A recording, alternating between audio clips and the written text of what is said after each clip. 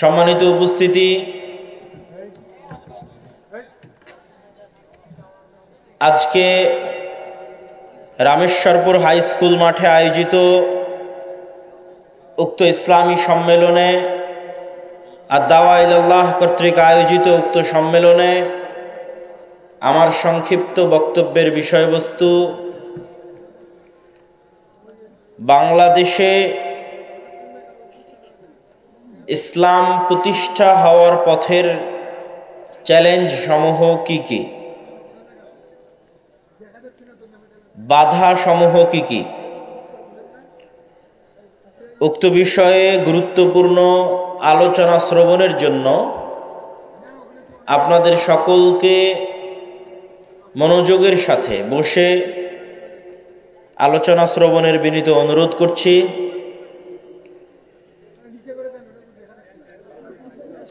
সম্মানিত উপস্থিতি, আমাদের দেশে ইসলাম প্রতিষ্ঠা হওয়ার ক্ষেত্রে সবচেয়ে বড় যে বাধা, আমি তিনটি বাধাকে বড় বড় হিসেবে ইন্ডিকেট করতে চাই এবং এই তিনটি বাধার উপর আপনাদের সামনে আলোচনা তুলে ধরতে চাই। সেখানে আমাদের নিজেরও অনেক কিছু শিক্ষণীয় আছে। তার মধ্যে এক নাম্বার হচ্ছে কলোনিয়াল মাইন্ড সেট আপ, ঔপনিবেশিক দাসত্বের মানসিকতা। ঔপনিবেশিক দাসত্বের মানসিকতা থেকে বের না হওয়া অত্র অঞ্চলের মুসলমানদেরকে রাষ্ট্রীয়ভাবে ইসলাম প্রতিষ্ঠায় সবচেয়ে বেশি বাধা দিচ্ছে। তো ঔপনিবেশিক দাসত্বের মানসিক যে গোলামি, সেটি কি, আমি কি বুঝাচ্ছি এর দ্বারা? উপনিবেশ বা কলোনি হচ্ছে কোনো একটি রাষ্ট্রকে স্বাধীন রাষ্ট্র হিসেবে স্বীকৃতি না দিয়ে আরেকটি রাষ্ট্রের দাসত্বে রাখা। তো আমরা ছিলাম ইংল্যান্ড বা ব্রিটিশ কলোনি। পাক, ভারত, বাংলাদেশ তিনটে দেশই ছিল ব্রিটিশ কলোনি। আমরা দাবি করি যে আমরা 1947-এ ব্রিটিশদের থেকে স্বাধীনতা পেয়েছি, কিন্তু 190 বছর তারা আমাদের উপর যে শাসন পরিচালনা করেছে, আপনাদের কাছে এমনও অনেক মানুষ এখানে বসে আছে যাদের কাছে গত 15 বা 16 বছর মনে হচ্ছিল যেন কোনোদিন শেষই হবে না। তো 15-16 বছরে যদি আপনি এত অতিষ্ঠ হন, আপনি কল্পনা করেন 190 বছর কতদিন হতে পারে। অনেক লম্বা সময় 190 বছর। তাহলে 190 বছরে কয়টা প্রজন্ম এই পাক ভারত বাংলাদেশের অতিক্রম হয়ে গেছে ব্রিটিশদের গোলামিতে। ফলত আমাদের জেনেটিক্যালি, আমাদের রক্তের মধ্যে মেন্টালি, মানসিকভাবে কিছু গোলামির চিন্তা চেতনা প্রবেশ করে গেছে। শারীরিকভাবে তারা আমাদের এখান থেকে বিদায় নিলেও আমরা মানসিকভাবে ওই ট্রমা, একটা মানুষ যখন রাতের বেলা ভয়ঙ্কর কিছু দেখে অথবা তার চোখের সামনে ভয়ঙ্কর কোনো দুর্ঘটনা ঘটে যায়, তখন সেই ট্রমা থেকে বের হতেও তার কয়েক মাস সময় লাগে। তো 190 বছর যে ভয়ঙ্কর গোলামির ট্রমা, জাতি হিসেবে গত 70 বছরেও আমরা সেটি থেকে বের হতে পারিনি। এখনো আমরা আমাদের অজান্তে আমাদের মনের মধ্যে গোলামি লালন করি। কিভাবে গোলামি লালন করি? আমি যখন সর্বপ্রথম ইংল্যান্ড থেকে স্পেন, ফ্রান্স এবং ইতালি, এই তিনটে দেশে সফর করলাম, তার আগ পর্যন্ত হয়তো মানুষ জেনে থাকতে পারে, আমার জানা ছিল না। ওই সফর করার আগ পর্যন্ত আমি জানতাম না। মানুষ জেনে থাকতে পারে, এই জন্য মানুষের কাছে এটা আশ্চর্য মনে হতে পারে। যখন প্রথম সফর করি তখন দেখলাম স্পেনের যে বিমানবন্দরে আমি অবতরণ করেছিলাম, সেখানে ইংরেজি ভাষা খুঁজে পেতে আমার অনেক কষ্ট হয়েছে। ইংরেজি জানার পরেও পৃথিবীতে চলতে, ইন্টারন্যাশনালি কোথাও চলতে ঝামেলা পোহাতে হবে। আরবি জানি, ইংরেজি জানি, উর্দু জানি, বাংলা জানি, তারপরেও আমি কোনো রাস্তা খুঁজে পাবো না, মানুষের সাথে কথা বলতে পারবো না। কেননা বিমানবন্দরে যারা দায়িত্বশীল আছে স্প্যানিশ ভালো, ইংরেজি জানে না। গোটা বিমানবন্দরে এক্সিট শব্দটা ইংরেজিতে খুঁজে পেতে কষ্ট হয়েছে, নাই। তো আমি হতবাক হয়ে গেলাম, হতভম্ব হয়ে গেলাম, ঘটনা কি? তারপরে বাইরে বের হওয়ার পর তো আর কোথাও নাই। আমাদের দেশে অন্তত রাস্তাঘাটে বের হলে হয় বাংলা না হয় ইংরেজিতে তো কত শত সাইনবোর্ড আছে, কিন্তু স্পেনে বের হয়ে কোথায় ইংরেজি সাইনবোর্ড খুঁজে পাওয়া যায় না। মানে কিছুই আর চেনা যাচ্ছে না, জানা যাচ্ছে না, বোঝা যাচ্ছে না, অচেনা অজানা সব কিছু। তো সেখান থেকে বের হয়ে ফ্রান্স, সেখান থেকে বের হয়ে ইতালি, সব জায়গায় একই অবস্থা। তখন মানুষের সাথে কথা বলে মানুষকে জিজ্ঞাসা করে যেটা জানা গেল যে ওই দেশে যে সমস্ত বাঙালিরা গেছে তাদেরকেও ওই দেশের ভাষা শিখে তাদের সাথে ব্যবসা করতে হচ্ছে। তথা যে ইতালিতে গেছে সে ইতালি ভাষা শিখেছে, যে ফ্রান্সে গেছে সে ফরাসি ভাষা শিখেছে, যে স্পেনে গেছে সে স্প্যানিশ ভাষা শিখেছে, অথচ এগুলো ইংল্যান্ডের আশেপাশের কান্ট্রি। তাহলে ইংল্যান্ড থেকে হাজার হাজার কিলোমিটার দূরে আমি এখানে বসে ইংরেজি শিখে ফেলেছি, আর ইংল্যান্ডের পার্শ্ববর্তী দেশ ফ্রান্স, ইতালি, স্পেনে ইংরেজিই নাই। কারণ কি?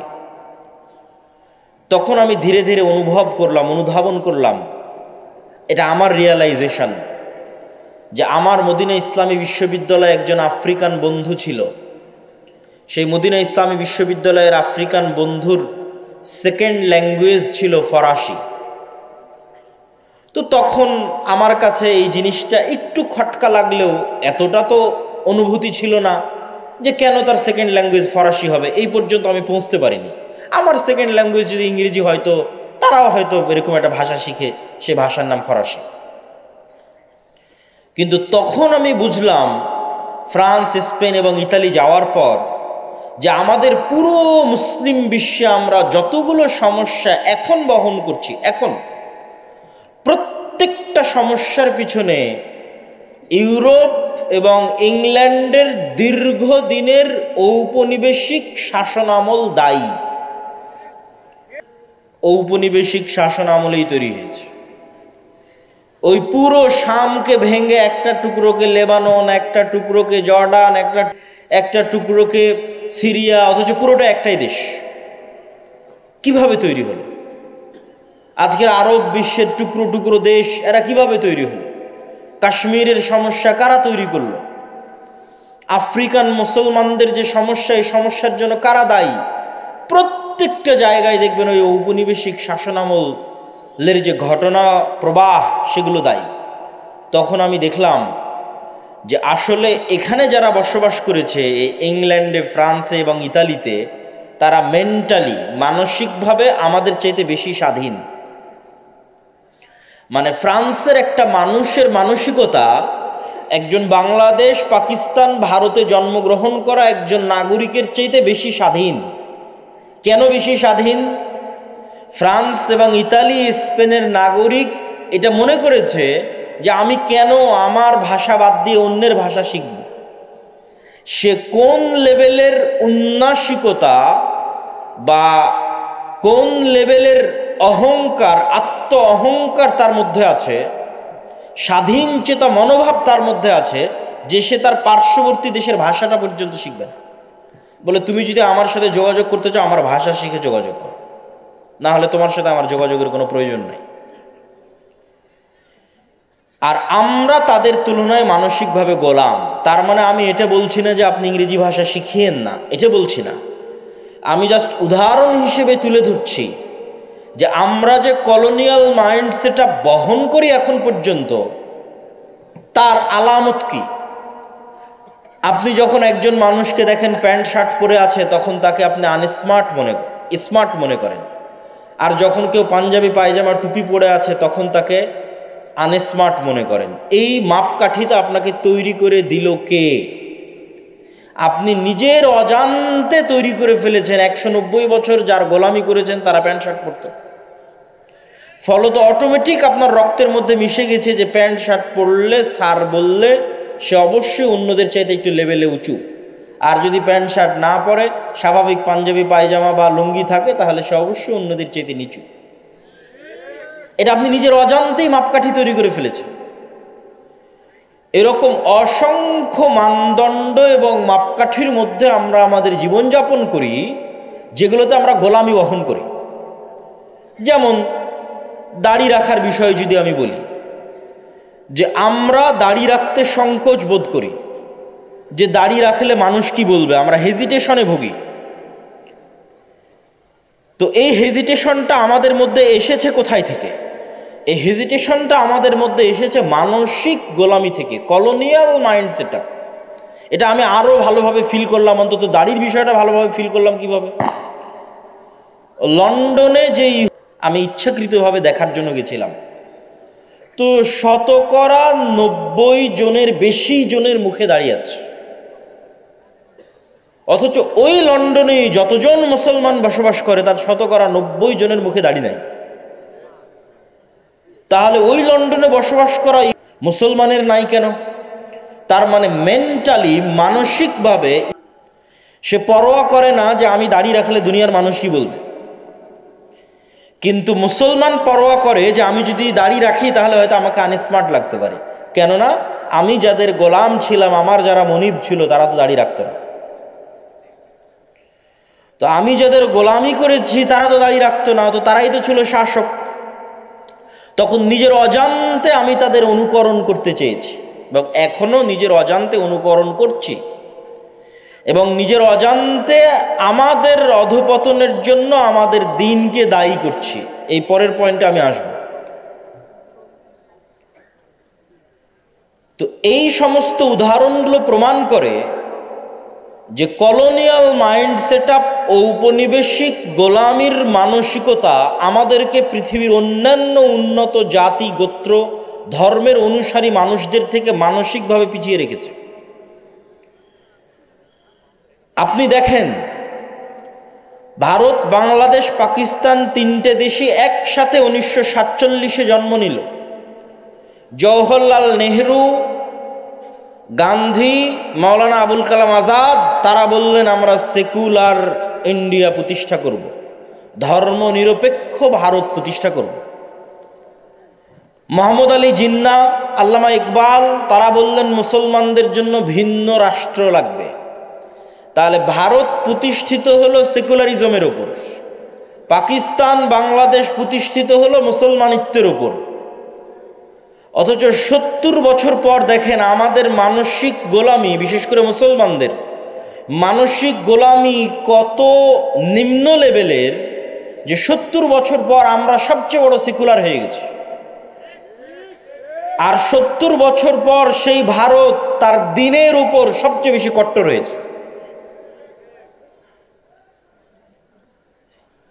যারা ফেসবুক, ইউটিউব, টিকটকে ভারতকে নিয়ে ট্রল করে, আমি তাদের উদ্দেশ্যে বলতে চাই, প্রত্যেক বাংলাদেশি যারা ফেসবুক, ইউটিউব, টুইটারে ভারতকে নিয়ে ট্রল করে, তাদের প্রত্যেকের উদ্দেশ্যে বলতে চাই, ভারতের হিন্দুদের দম আছে, তাই হিন্দু ধর্মের ওপর কট্টর হয়ে দেশ চালাচ্ছে। এই মুসলমানের সন্তানেরা, তোমাদের দম কোথায় যে তোমরা বাংলাদেশকে ইসলামের উপর দাঁড় করিয়ে কেন চালাতে পারো না? তাহলে গোলাম কে? গোলাম তোমরা। সে নিজের ভ্রান্ত দিনের উপর কট্টর অবস্থায় দেশ চালাচ্ছে, আর তুমি মিউ মিউ মিউ মিউ করে বলো যে আমি সেকুলার, আমি সেকুলার, আমি সেকুলার। সিরিয়াতে যখন বাশার আল আসাদের পতন হয়, বাশার আল আসাদের পতনের পর থেকে নিয়ে সিরিয়ার 500-র অধিক অস্ত্রাগার, বিভিন্ন গুরুত্বপূর্ণ গবেষণাগার, বিজ্ঞান গবেষণা কেন্দ্রে 500-র অধিক গুরুত্বপূর্ণ ভিআইপি স্থাপনায় চালিয়েছে। পৃথিবীর কাউকে জিজ্ঞাসা করারও প্রয়োজন মনে করি না, আমেরিকাকেও না, জাতিসংঘকেও না। তার সম্মানিত উপস্থিতি, কিন্তু মুসলমানদের অবস্থা দেখেন, বাংলাদেশের অবস্থা দেখেন, পাকিস্তানের অবস্থা দেখেন। এরা তৈরি হলো ইসলামের উপর, কিন্তু এরা পৃথিবীর সবচেয়ে বড় সেকুলার।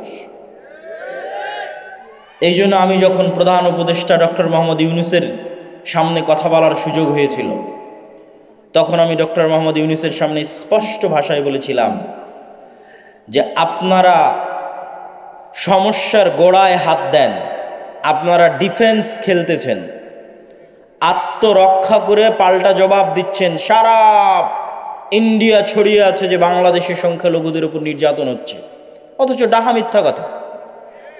কিন্তু আপনি পাল্টা বারবার বলতে আছেন, না আমার এখানে নির্যাতন হয় না, আমার এখানে তারা এত ভালো আছে, এত সুখে আছে, অমুক আছে তুমুক আছে। এত কিছু বলার তো দরকার নাই, আপনি বরং যেটা রিয়ালিটি, বাস্তবতা, সেটা তুলে ধরেন। বাস্তবতা কি? বাস্তবতা হচ্ছে বাংলাদেশের মাটিতে এখন পর্যন্ত একজন হিন্দু মুসলমানদের কর্তৃক গণপিটুনিতে মারা যায়নি। বাস্তবতা হচ্ছে বাংলাদেশের মাটিতে এখন পর্যন্ত একটি মন্দিরের জায়গাও জোরপূর্বক মন্দিরকে ধ্বংস করে মসজিদ বানানো হয়নি। কিন্তু তার বিপরীতে আরো কঠিন বাস্তবতা হচ্ছে ভারতের মাটিতে প্রত্যেক দিন অহরহ মুসলমানদেরকে মুসলমান হওয়ার কারণে, গরুর গোশত রাখার কারণে গণপিটুনি দিয়ে হত্যা করা হচ্ছে। তার বিপরীতে আরো কঠিন ও কঠোর বাস্তবতা হচ্ছে যে ভারতের যতগুলো পুরাতন মসজিদ আছে প্রত্যেক মসজিদের পিছনে দাবি করা হচ্ছে এই মসজিদ আগে মন্দির ছিল, অতএব এখানে মসজিদ ভেঙ্গে মন্দির তৈরি করা হোক। তাহলে সংখ্যালঘু নির্যাতন কোথায় হচ্ছে? সংখ্যালঘু নির্যাতন ইন্ডিয়াতে হচ্ছে। তো আপনি যদি বলতে চান বাংলাদেশের অবস্থানকে শক্তিশালী করতে চান, তাহলে বাংলাদেশের সংখ্যালঘুরা তো ভালো আছে এটা বলারই দরকার নাই। আপনাদের যদি সাহস থাকে, বুকে দম থাকে, তাহলে পৃথিবীবাসীর সামনে, জাতিসংঘের সামনে প্রকাশ্যে উচ্চারণ করেন যে ভারতে সংখ্যালঘুদের নির্যাতন হচ্ছে, সেখানে সংখ্যালঘুদের নিরাপত্তা দরকার, জাতিসংঘের শান্তিরক্ষী বাহিনী ওখানে পাঠানো দরকার মুসলমানদের বাঁচানোর জন্য। সম্মানিত উপস্থিতি, কিন্তু কেন পারছি না?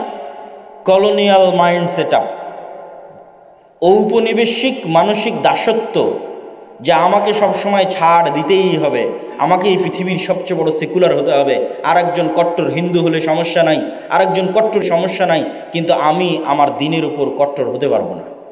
আমি যদি আমার দিনের উপর কট্টর হই তাহলে আমি সন্ত্রাসী। কিন্তু এই সুযোগ যদি আপনি দেন তাহলে আপনি দুর্বল। আর যদি আপনি বলেন না যে আপনি স্বাধীন হতে চান, তাহলে তাদের মতো কল্পনা করেন, স্বাধীন হতে চাইলে তাদের মতো চিন্তা করেন, ফ্রান্সের নাগরিকের মতো চিন্তা করেন, ইতালির নাগরিকের মতো চিন্তা করেন, ভারতের হিন্দুদের মতো চিন্তা করেন। তো তাকে অধিক সন্তান নিতে লজ্জা লাগে না, কিন্তু এক মুসলমান অধিক সন্তান নিবে, তাকে এমনভাবে পড়ানো হয়েছে যে সে অধিক সন্তান নিতে লজ্জাগ্রস্ত হবে। এমনভাবে তার সিলেবাসের মধ্যে কলোনিয়াল গোলামির মানসিকতা ঢুকিয়ে দেওয়া হয়েছে যে সেটি থেকে বের হতে পারে না, এই ট্রমা থেকে বের হতে পারে না। কিন্তু প্রশ্ন তৈরি হবে কখন? যখন ওদেরকে দেখবেন। খ্রিস্টানদের দেখে প্রশ্ন তৈরি হবে না। কেন খ্রিস্টানদের দেখে প্রশ্ন তৈরি হবে না সেটা আল্লাহই বলে দিয়েছে, ওয়ালাদ্দাল্লিন, তারা আসলে সঠিক পথ জানে না।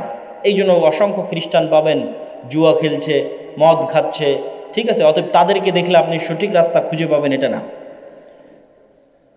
সম্মানিত উপস্থিতি, ঠিক তেমনি আপনি দেখেন, হ্যাঁ, সারা পৃথিবীতে যেন সুদী লেনদেন হয়, এটার জন্য তারাই পেট্রোনাইজ করে, তারাই দাঁড় করিয়ে রেখেছে সুদী অর্থনীতি, কিন্তু তাদের মধ্যে কখনো সুদী লেনদেন করবে না। আর আমরা আমাদের সমাজের রন্ধ্রে রন্ধ্রে সুদের বিষ বাষ্প প্রবেশ করেছে। সুদের ইকোসিস্টেম এমনভাবে তৈরি করা হয়েছে যে পৃথিবীতে কেউ চাইলেও যেন সুদ থেকে বের না হতে পারে। এটা একটা ইকোসিস্টেম। তার আপনাকে উদাহরণ দেই, আপনি যদি ইংল্যান্ডে যান, আমেরিকায় যান, আর ক্রেডিট কার্ডের ইউজার না হন, ক্রেডিট কার্ড মানে আপনি আমার কার্ড নিলেন, টাকা নাই, খরচ করেন, পরে দিন, সমস্যা নাই, এটার নাম ক্রেডিট কার্ড। আপনার যদি ক্রেডিট কার্ডের 5-10 বছরের বা বেশি ব্যালেন্স ব্যবহারের রেকর্ড না থাকে, তাহলে একটা বাড়ি ভাড়া নিতে যে পরিমাণ কষ্ট সহ্য করতে হবে, আপনি বলবেন থাক, তার চাইতে আমি ক্রেডিট কার্ডই ইউজ করি। ক্রেডিট কার্ড ইউজ করে ওই ক্রেডিট কার্ড দেখিয়ে আমি বাড়ি ভাড়া অতি সহজে পেয়ে যাব। মানে সুদ মুক্ত থাকবেন এরকম কোনো পরিবেশ পৃথিবীতে রাখা হয়নি, কিন্তু তারা সুদ মুক্ত আছে। সুদমুক্ত থাকবেন এরকম কোনো পরিবেশ পৃথিবীতে রাখা হয়নি। এমনকি আপনার ওয়াইফাই যে নেবেন, ওই ওয়াইফাইয়ের রাউটারের পিছনে ইন্স্যুরেন্স আছে, গাড়ির পিছনে তো আছে, মোবাইলের তো আছে, ওয়াইফাইয়ের রাউটারেরও ইন্স্যুরেন্স আছে। আপনি বিশ্বাস না হলে আমেরিকা এবং ইংল্যান্ডে কল দিয়ে যাচাই করবেন যে আছে কিনা। আবদুল্লাহ ভাই বক্তব্যে বলল সত্যি আছে কিনা।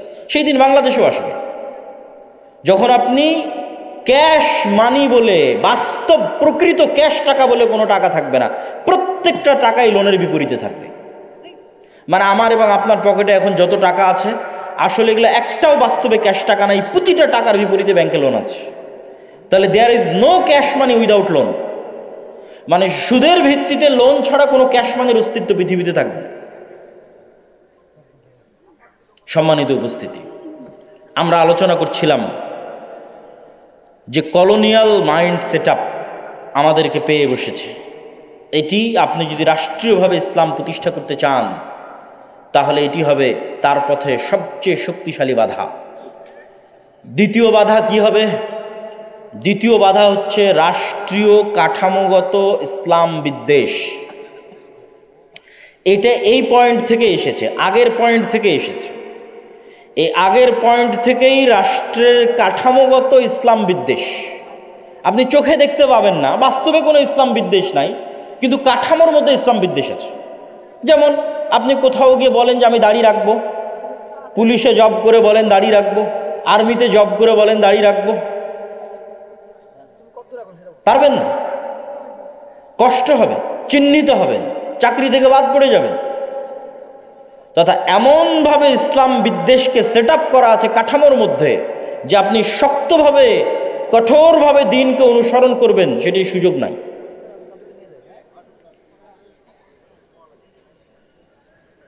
এবং সেটি যে সেই মানসিকতা থেকে এসেছে তার প্রমাণ হচ্ছে আমাদের দেশে যত আইন কানুন আছে, প্রত্যেকটা আইন কানুনের মূল ভিত্তি হচ্ছে ব্রিটিশ ল। যত আইন আছে প্রত্যেক আইনের ভিত্তিতে যেয়ে দেখবেন ব্রিটিশ ল।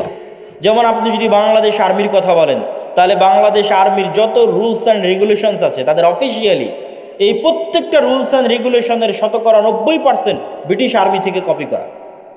মানে ব্রিটিশ আর্মির খণ্ডিত আর্মি ছিল ইন্ডিয়ান আর্মি, ইন্ডিয়ান আর্মির খণ্ডিত অংশ পাকিস্তান আর্মি, পাকিস্তান আর্মির খণ্ডিত অংশ বাংলাদেশ আর্মি। বাহির থেকে কোনো ইসলাম বিদ্বেষ নাই, কিন্তু ওর কাঠামোর মধ্যে ইসলাম বিদ্বেষ আছে। আপনি পূর্ণ ইসলাম মেনে বাংলাদেশ আর্মিতে জব করবেন, আপনার জন্য কঠিন হয়ে যাবে জব করা, পারবেন না, কেন কাঠামোর মধ্যে ইসলাম বিদ্বেষ ঢুকানো আছে। আর এটির জন্য আগের পয়েন্টই দায়ী, তথা ওই যে কলোনিয়াল গোলামি থেকে আমরা বাস্তবে শারীরিকভাবে তারা অনুপস্থিত, কিন্তু মানসিকভাবে আইন কানুনের নিয়মে প্রত্যেকটা জায়গায় তাদের গোলামির ছাপ স্পষ্ট। 3 নম্বর পয়েন্ট, বাংলাদেশের ঐতিহাসিক ইতিহাস ভিত্তিক যে রাজনৈতিক বয়ান, বিশেষ করে গত 16 বছর যে রাজনৈতিক বয়ান তৈরি করা হয়েছিল শুধুমাত্র 1971 মুক্তিযুদ্ধ কেন্দ্রিক, যে বাংলাদেশের জন্মই 1971-এ, তার পূর্বে আসলে কিছুই ছিল না। এই ইতিহাস আমি বহু বক্তব্যে তুলে ধরেছি যে আমরা বাংলার মুসলমানেরা শুধুমাত্র এই 50 বছরের জাতি নই, এই পূর্ব বাংলার মুসলমানেরা বা বাংলাদেশের মুসলমানেরা 1000 বছরের ঐতিহাসিক জাতি। এবং ওই ইতিহাসের লিগ্যাসির সাথে আপনাকে কানেক্টেড করতে হবে। এই জন্য দেখবেন যে আমার প্রত্যেকটা বক্তব্যে প্রধান উপদেষ্টার সামনের বক্তব্য আমি উচ্চারণ করেছি 1947, আমি বলেছি 1947, এবং প্রায় সব বক্তব্যে পাবেন। কেন? আপনারা আজকের যেই মানচিত্রের উপর আছেন, এই মানচিত্র কিন্তু 71-এর নয়, এই মানচিত্র 47-এ পাওয়া মানচিত্র। তাহলে মানচিত্রের ইতিহাসকে যদি আপনি অস্বীকার করেন, মানচিত্রের অস্তিত্বকে অস্বীকার করে বসবেন, তাহলে মানচিত্রের ইতিহাসকে অস্বীকার করা, মানচিত্রের অস্তিত্বকে অস্বীকার করা, তাহলে অবশ্যই এই মানচিত্রের ইতিহাসকে আপনাকে স্বীকৃতি দিতে হবে। 47-এর ইতিহাস কিসের ইতিহাস? 190 বছর ব্রিটিশ বিরোধী জিহাদের ইতিহাস, 190 বছর। 1757 সালের 23শে জুন পলাশির আম্রকানন মুর্শিদাবাদে এই বাংলার যে পতন হলো ব্রিটিশদের কাছে, 1757 থেকে 1947 এই দীর্ঘ সময়ের ইতিহাসকে আপনি বাদ দিতে পারেন না।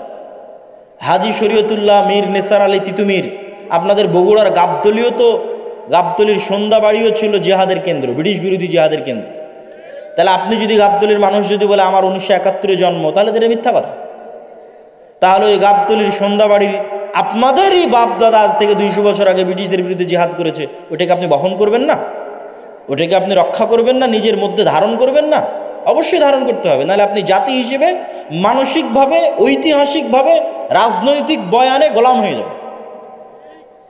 এবার ওই 1757 23শে জুনের আগের যে ইতিহাস, মুঘলদের বাংলাদেশ, তার আগের স্বাধীন সুলতানি শাসন আমলের বাংলাদেশ, মুঘলদের আগের অংশ হচ্ছে স্বাধীন সুলতানি শাসন আমল। স্বাধীন সুলতানি শাসন আমল কোনটা? যেই সময় রাজধানী ছিল মুর্শিদাবাদ, মালদা, রাজশাহী, চাঁপানবাবগঞ্জ, গৌড়, তৎকালীন ভাষায় বলা হয়েছে গৌড়। এই জন্য সব পুরাতন মসজিদ দেখবেন ওই বেল্টে প্রচুর পরিমাণে আছে। সোনা মসজিদ আছে, বাঘা মসজিদ আছে, কুসুম্বা মসজিদ আছে, আরও কত অসংখ্য পুরাতন মসজিদ আছে 500 বছর আগের। ওই অঞ্চলগুলো ঘুরতে গেলে দেখতে পাবেন। আর বাংলাদেশ বর্ডার ক্রস করে মালদার গৌড় রোডে প্রবেশ করলে তো আরও শত শত মসজিদ আছে, ছোট আদিনা, বড় আদিনা, এগুলো সব ওই সময়কার রাজধানী।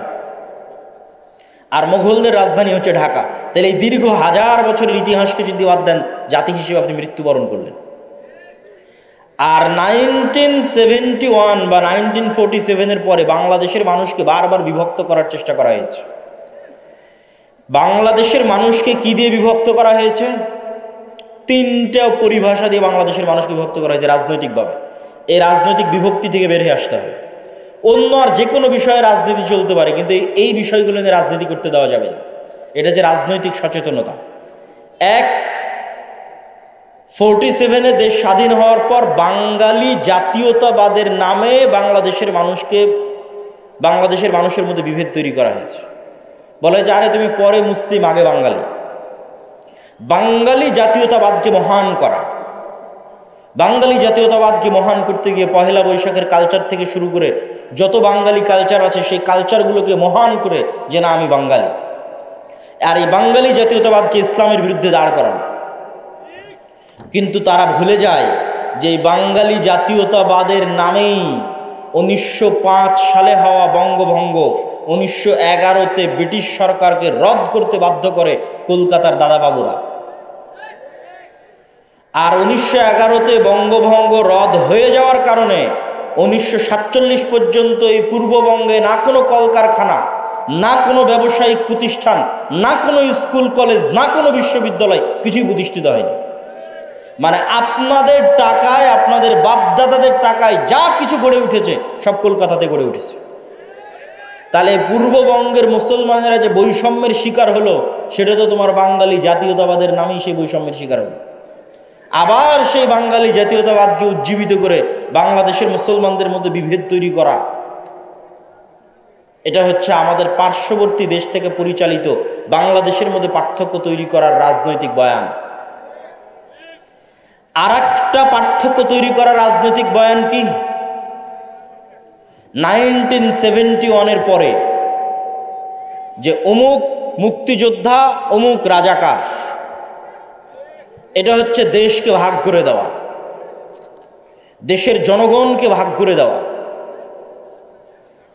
পৃথিবীর কোনো উন্নত দেশে আপনি এইভাবে দেশের নাগরিকদের মধ্যে বিভেদ তৈরি করা দেখতে পাবেন না। স্বয়ং আমাদের নবী মুহাম্মদ সাল্লাল্লাহু আলাইহি ওয়াসাল্লাম মক্কা বিজয়ের পরেও এরকম বিভেদ তৈরি হতে দেননি। একটা ছোট্ট ঘটনা বলি। মক্কা বিজয়ের পর একটা যুদ্ধ হয়েছিল, হুনায়নের যুদ্ধ। হুনায়নের যুদ্ধের সব গনিমতের মাল আল্লাহর নবী মক্কার নবমুসলিমদের মধ্যে বন্টন করে দিয়েছেন। যারা মক্কার এতদিন কাফের ছিল, মুশরিক ছিল, আল্লাহর নবীর বিরুদ্ধে বদরে যুদ্ধ করেছে, ওহুদে যুদ্ধ করেছে, খন্দকে যুদ্ধ করেছে, তাদের মধ্যে তারা আজ মক্কা বিজয়ের সময় মুসলমান হয়ে গেছে, তাদের মধ্যে আল্লাহর নবী হুনাইনের সকল সম্পদ বন্টন করে দিলেন। তো শয়তান ওয়াসওয়াসা দিল মদিনায় চলে যাওয়া মুহাজির আর আনসারদের মধ্যে। ইসলামের জন্য জীবন দিলাম আমরা, যুদ্ধ করলাম আমরা, মানে আপনাদের পরিভাষায় যদি বলি যে আমরা হচ্ছে মুক্তিযোদ্ধা আর সব টাকা পয়সা নিয়ে চলে গেল রাজাকাররা, ওই সময়ের পরিভাষাটা যদি বুঝতে চান যে আমরা মুহাজির এবং আমরা আনসার, আমরা ইসলামের জন্য সকল কিছু করলাম, অথচ আজ হুনাইনের যুদ্ধের সকল গনিমতের মাল আল্লাহর নবী মক্কার এই কাল পরশু যারা মুসলমান হলো মক্কা বিজয়ের সময় তাদের মধ্যে দিয়ে দিলেন। এই কানা ঘোষা কিন্তু আল্লাহর নবীর কান পর্যন্ত চলে গেল, কিন্তু রাসূল সাল্লাল্লাহু আলাইহি ওয়াসাল্লাম এই বিভেদ রাখতে দেননি। কেন? তিনি জানেন যে এই বিভেদ এই ভবিষ্যৎ ইসলামী রাষ্ট্রকে ক্ষতিগ্রস্ত করবে। তখন তিনি কি বললেন? তিনি বক্তব্যে দাঁড়িয়ে বললেন, এই মদিনার মুহাজিরেরা, মদিনার আনসারেরা, লম্বা ঘটনা, হে মদিনার মুহাজিরেরা, হে মদিনার আনসারেরা, আজকে হুনাইনের সকল গনিমতের মাল নিয়ে চলে যাবে মক্কার নবমুসলিমেরা, আর মুহাম্মদ সাল্লাল্লাহু আলাইহি ওয়াসাল্লাম নিজে তোমাদের সাথে মদিনায় ফিরে যাবে, অথচ আমার বাপদাদার বাড়ি মক্কায়। আল্লাহু আকবার। তোমরা কোনটা চাও? মুহাম্মদ সাল্লাল্লাহু আলাইহি ওয়াসাল্লাম তোমাদের সাথে সশরীরে মদিনায় ফিরে যাক? সাহাবীরা আবেগতাড়িত হয়ে গেলেন। তো আল্লাহর নবী এই বিভেদকে স্থায়ী করতে দেননি। এবং দেখেন মুহাম্মদ সাল্লাল্লাহু আলাইহি ওয়াসাল্লাম মক্কা বিজয়ের পরও মদিনায় থেকে গেছে। এখন তো মক্কা বিজয় হয়েছে, ওনার শৈশবের স্মৃতি বিজড়িত শহর মক্কা, কৈশোরের স্মৃতি বিজড়িত শহর মক্কা, যৌবনের স্মৃতি বিজড়িত শহর মক্কা। এখন তো মক্কা বিজয় হয়ে গেছে, তার অধীনস্থ তিনি মদিনা ছেড়ে দিয়ে মক্কা আসতে পারেন। কিন্তু তিনি বললেন মুহাম্মদ সাল্লাল্লাহু আলাইহি ওয়াসাল্লাম নিজে ফিরে যাবে মদিনায়, আবার ধন সম্পদ দিয়ে দিলেন নবমুসলিমদের। তিনি ঐক্যটা রক্ষা করলেন। এই জন্য এই ধরনের বিভেদ, এই দুইটা বিভেদ, বাঙালি জাতীয়তাবাদের মাধ্যমে মুসলমানদের মধ্যে বিভেদ তৈরি করা বাংলাদেশের মুসলমানদের মধ্যে, এবং 1971-এর চেতনাকে বিক্রি করে বিভেদ তৈরি করা, যা গত 15-16 বছর ছিল, ভবিষ্যতে আর কাউকে কোনোদিন করতে দেওয়া যাবে না। এবার আরো সামনের দিকে চলে আসি। রাষ্ট্রে ইসলাম প্রতিষ্ঠা করতে বাধা কি? রাষ্ট্রে ইসলাম প্রতিষ্ঠা করতে চতুর্থ বাধা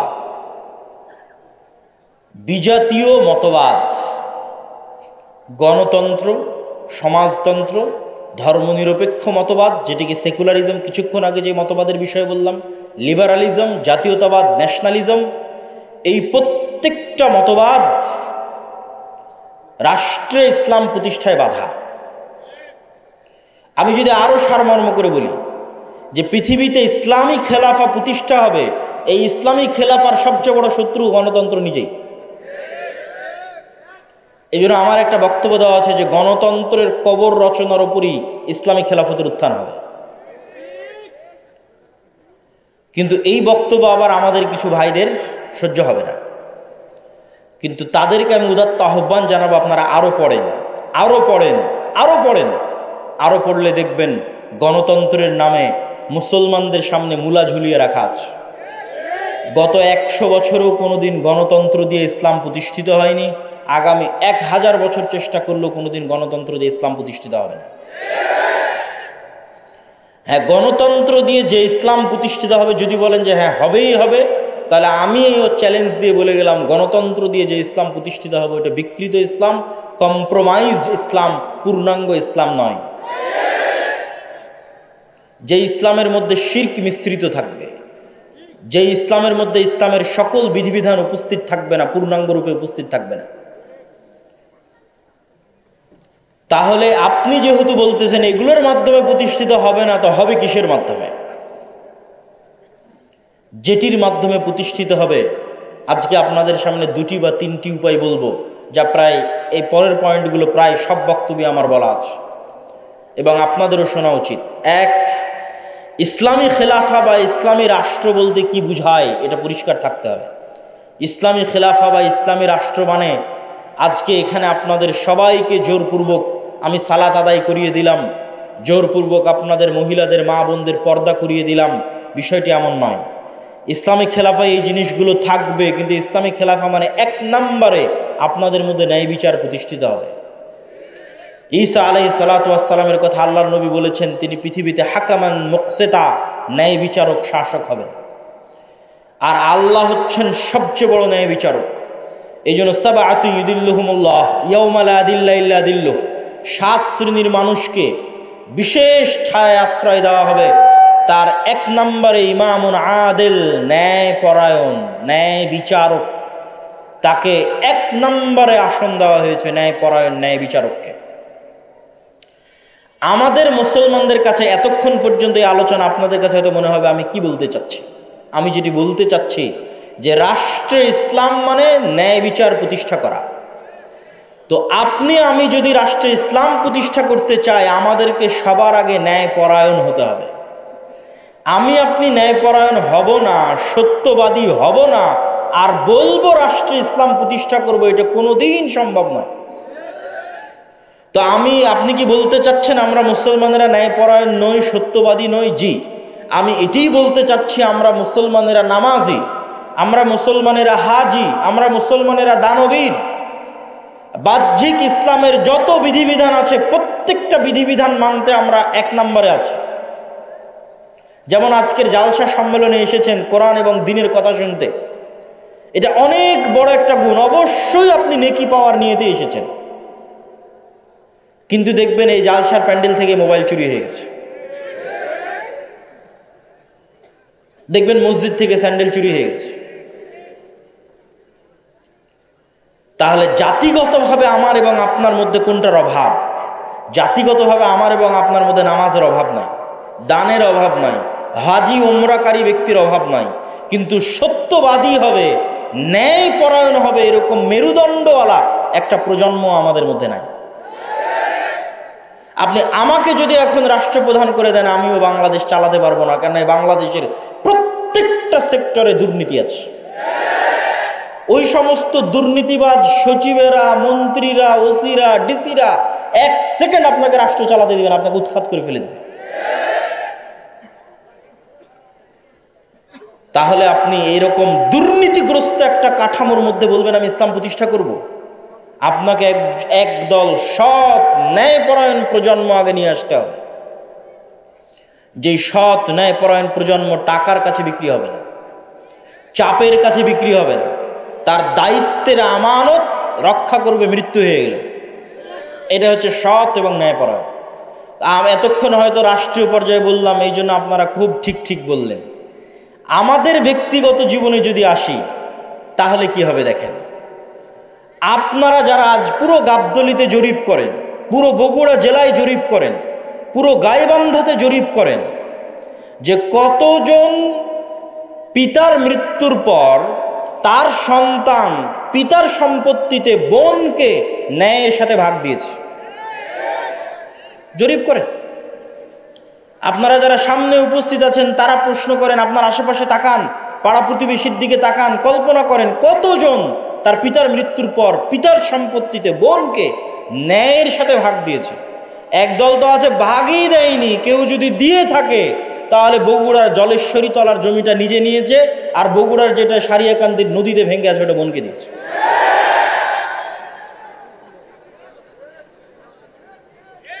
তাহলে আপনি ন্যায়পরায়ণ নন, সত্যবাদী নন, কিন্তু আপনি নামাজি, আপনি হাজি, আপনি উমরাকারী, আপনি দানবীর। তাহলে আপনাকে দিয়ে কখনোই আল্লাহ সুবহানাহু ওয়া তাআলা রাষ্ট্রে ইসলাম প্রতিষ্ঠা করবেন না, কেননা আপনি রাষ্ট্রে ইসলাম প্রতিষ্ঠার যোগ্য নন। রাষ্ট্রে ইসলাম প্রতিষ্ঠা করার 1 নম্বর শর্তই হচ্ছে আপনাকে ন্যায়পরায়ণ হতে হবে।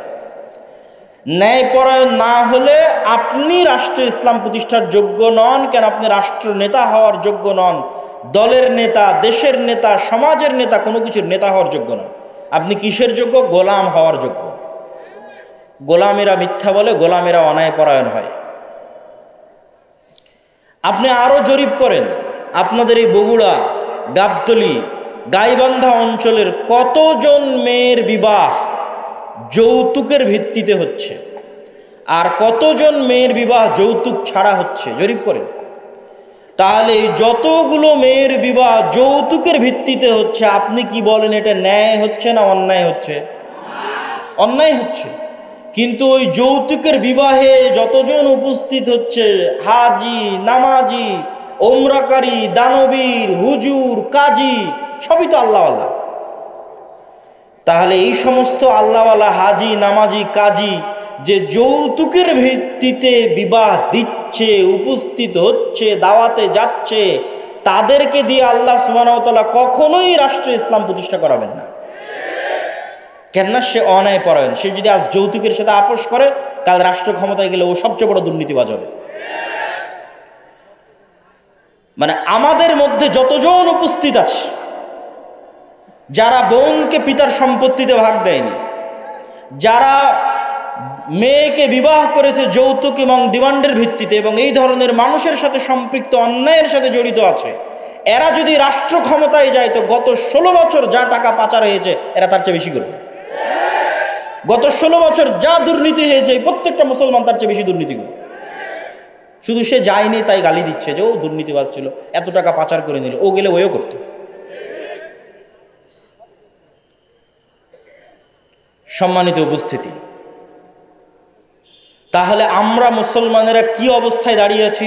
আমরা মুসলমানেরা রাসূলুল্লাহ সাল্লাল্লাহু আলাইহি ওয়াসাল্লামের ওই হাদিসের উপর দাঁড়িয়ে আছি যে হাদিসে রাসূল সাল্লাল্লাহু আলাইহি ওয়াসাল্লাম বলেছেন, সালাসাতুন মান কুন্না ফিহি বা আরবাউন মান কুন্না ফিহি, 3টা বৈশিষ্ট্য বা 4টা বৈশিষ্ট্য যার মধ্যে থাকবে সে মুনাফিকান খালেসা, সে স্পষ্ট মুনাফিক।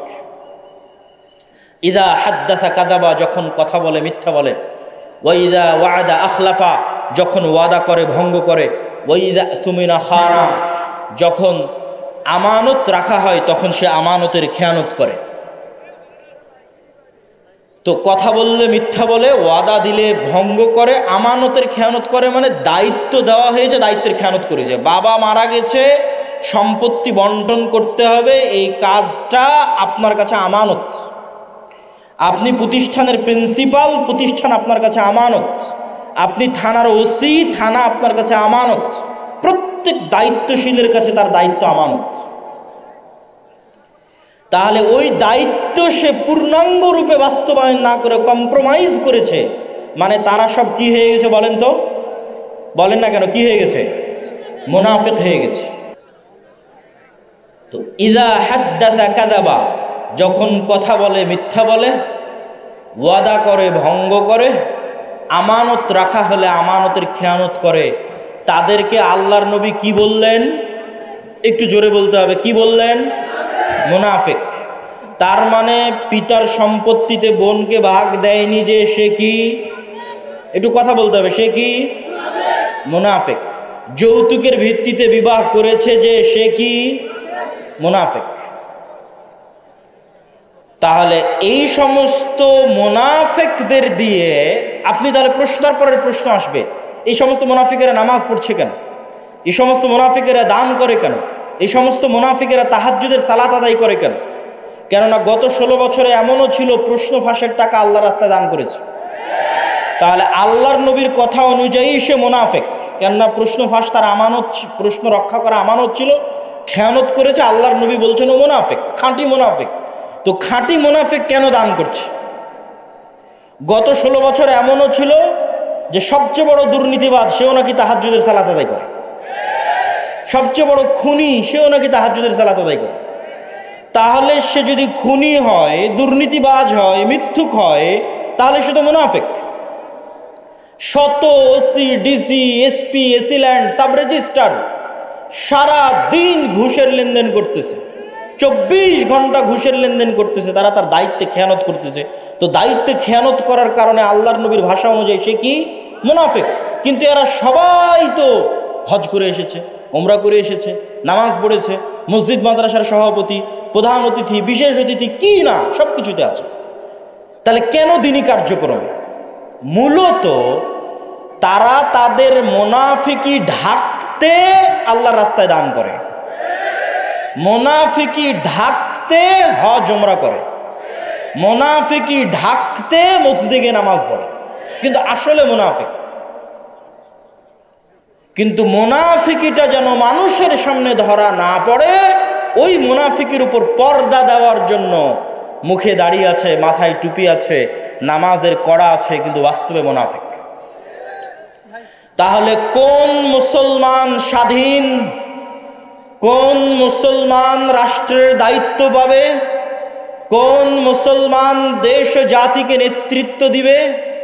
যেই মুসলমান এমত অবস্থায় সালাত আদায় করে যে, এমত অবস্থায় সালাত আদায় করছে যে ওই অবস্থায় সে মিথ্যুকও নয়, দুর্নীতিবাজও নয়, সত্যবাদী, শতভাগ সত্যবাদী, শতভাগ ন্যায়পরায়ণ, এমত অবস্থায় সে সালাত আদায় করছে, ওই সালাতের যে ক্ষমতা, ওই সিয়ামের যে পাওয়ার, ওই হজ, ওই ওমরা, ওই দানের যে পাওয়ার, ওই পাওয়ারেও রাষ্ট্র ক্ষমতায় চলে যাবে। ওই পাওয়ার দিয়ে আল্লাহ পৃথিবীতে সব নবী রাসূল পাঠিয়েছেন। পৃথিবীতে আসা প্রত্যেক নবী রাসূল জন্মগত সত্যবাদী, জন্মগত আমানতদার, জন্মগত ন্যায়পরায়ণ। আমাদের নবী মুহাম্মদ সাল্লাল্লাহু আলাইহি ওয়াসাল্লামের ক্ষেত্রেও জন্মগত তিনি সত্যবাদী, জন্মগত আমানতদার, জন্মগত ন্যায়পরায়ণ।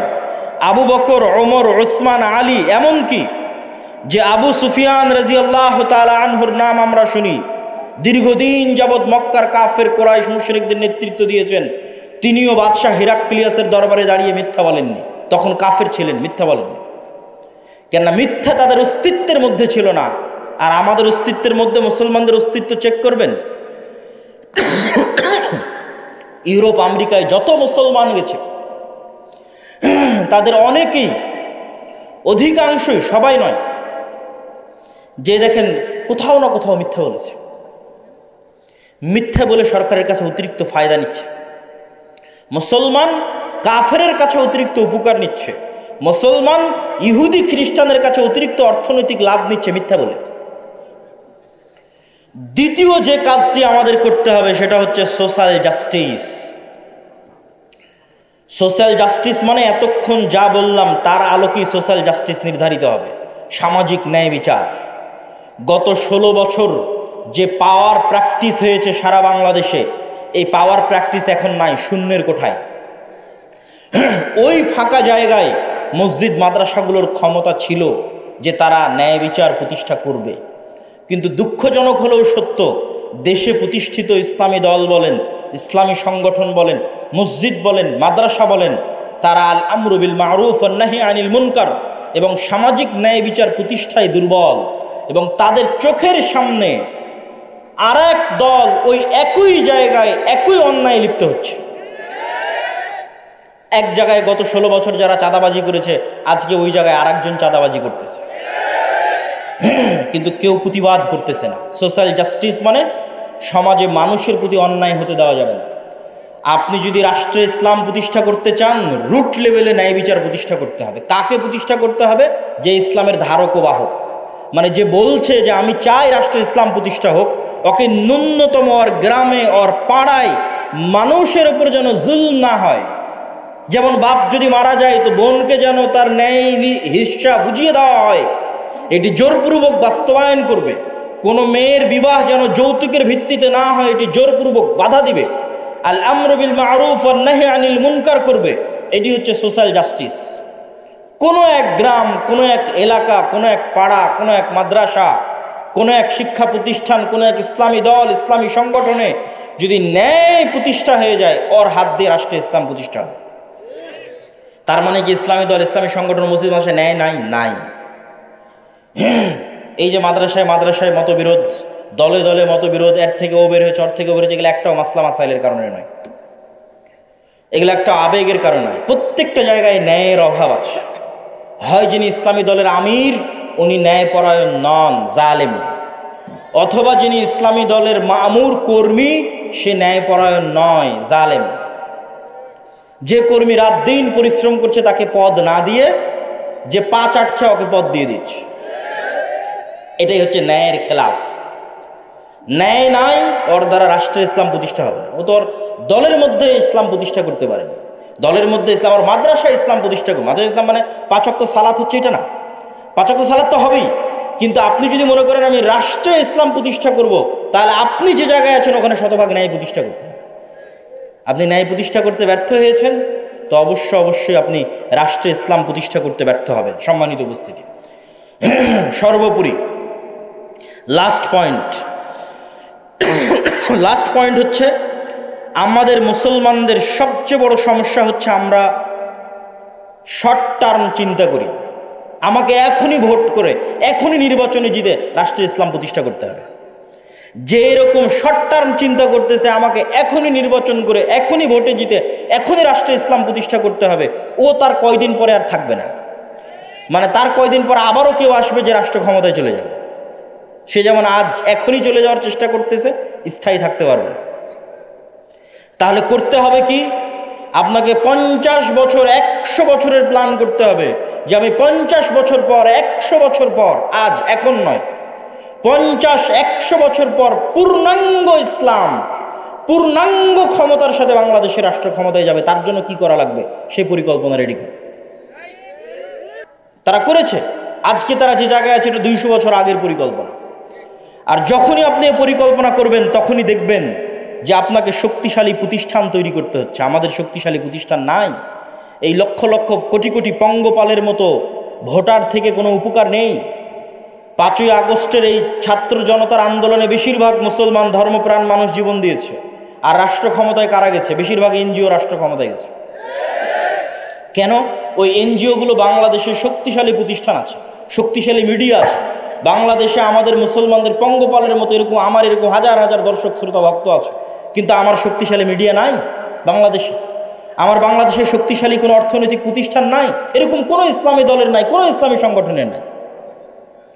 সম্মানিত উপস্থিতি, তাহলে আমাদেরকে শক্তিশালী প্রতিষ্ঠান প্রতিষ্ঠা করতে হবে এবং দীর্ঘমেয়াদী পরিকল্পনা করতে হবে। ওই শক্তিশালী প্রতিষ্ঠান না থাকার কারণেই দেখবেন একজন অপরাধী যখন কোনো কিছু করছে তার সামনে কত বড় গুণ লাগিয়ে হেডিং করা হচ্ছে, আর একজন আলেম সে যখন কিছু করছে বলছে তথাকথিত মৌলবী। অথবা বড় অপরাধীকে যখন আদালতে পেশ করা হচ্ছে হাতে হ্যান্ডকাফ নাই, কিন্তু আলেমকে যখন আদালতে পেশ করা হচ্ছে মোটা রশি দিয়ে হাত বেঁধে আদালতে পেশ করা হচ্ছে। এটাই হচ্ছে রাষ্ট্রীয় কাঠামোগত বিদ্বেষ, যা আপনার অজান্তে হয়ে আছে। আপনি এটার সাথে ফাইট দিয়ে পারবেন না, ঠিক বলেও পারবেন না। ওটার সাথে ফাইট দিতে হবে শক্তিশালী প্রতিষ্ঠান তৈরি করার মাধ্যমে। এই শক্তিশালী প্রতিষ্ঠান তৈরি করার জন্য মুসলমানদের সন্তানদের চিন্তা করতে হবে, পরিকল্পনা করতে হবে। সর্বোপরি আমাদের সবচেয়ে বড় সমস্যা আমাদের তরুণ প্রজন্ম। আমাদের তরুণ প্রজন্ম নেশায় ব্যস্ত, মাদকতায় ব্যস্ত, জুয়ায় ব্যস্ত। আর আপনি অন্যদের তরুণ প্রজন্মকে দেখেন তারা কি করছে? তারা প্রোডাক্টিভ, তারা জ্ঞান অর্জন করছে, জ্ঞান বিতরণ করছে, জ্ঞান শিখছে। যেই দিন ফুটবল বিশ্বকাপ হচ্ছে সেই দিন আপনি ক্যামব্রিজ এবং অক্সফোর্ডের বিশ্ববিদ্যালয়ে কিছু বুঝতে পারবেন না, আর ঢাকা বিশ্ববিদ্যালয়ে দেখবেন হাজার হাজার ছাত্র একত্রিত ফুটবল খেলা দেখছে। এটাই হচ্ছে আমাদের এবং তাদের মধ্যে পার্থক্য। কেন তারা পৃথিবী শাসন করছে আর আমরা কেন পৃথিবীর গোলাম হয়ে আছি? আমাদের এই প্রোডাক্টিভিটি না থাকা আমাদের সবচেয়ে বড় ব্যর্থতা। সম্মানিত উপস্থিতি, আমি আমার বক্তব্যের শেষের দিকে আপনাদের উদ্দেশ্যে আমার পুরো বক্তব্যের যদি সারমর্ম করি, তাহলে বাংলাদেশে রাষ্ট্রীয়ভাবে ইসলাম প্রতিষ্ঠা করতে সবচেয়ে বড় বাধাগুলোর 1 নম্বর বাধা কলোনিয়াল মাইন্ড সেট আপ, ঔপনিবেশিক গোলামির মানসিকতা। 2 নম্বর বাধা ভুল রাজনৈতিক বয়ান। 3 নম্বর বাধা রাষ্ট্রীয় কাঠামোগত বিদ্বেষ। 4 নম্বর বাধা ব্যক্তিগত জীবনে মুসলমানেরা ন্যায়পরায়ণ নয়, মুসলমানেরা মিথ্যুক, দুর্নীতিবাজ। তাদের দিয়ে আল্লাহ কখনোই রাষ্ট্রে ইসলাম প্রতিষ্ঠা করাবেন না। আগে একদল প্রজন্ম লাগবে যে সত্যবাদী হবে, ন্যায়পরায়ণ হবে। 5 নম্বর, আমাদের শক্তিশালী প্রতিষ্ঠান নাই। হাজার হাজার লক্ষ লক্ষ মানুষ আছে, কিন্তু লক্ষ লক্ষ মানুষের শক্তিশালী প্রতিষ্ঠান নাই। শক্তিশালী প্রতিষ্ঠান লাগবে। 6 নম্বর, সমাজে সোশ্যাল জাস্টিস, ন্যায় বিচার, নিজ নিজ জায়গা থেকে ন্যায় বিচার প্রতিষ্ঠা করতে হবে, নিজ পরিবারে, নিজ সমাজে, নিজ গ্রামে।